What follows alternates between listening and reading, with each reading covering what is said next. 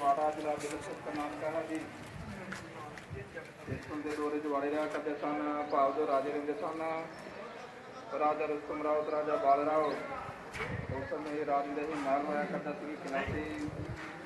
ਵਿਰੋਧੀ ਸੱਜੇ ਰਾਜ ਨੇ ਕਿਲੇ 'ਤੇ ਹਮਲਾ ਕਰਕੇ ਉਹਨਾਂ ਰਾਜ ਨੂੰ ਜੰਗਲ ਬਣਾ ਲਿਆ ਅਤੇ ਪੂਨੇ ਦੇ 17 ਦੇ ਵਿੱਚ ਕਰ ਦਿੱਤਾ।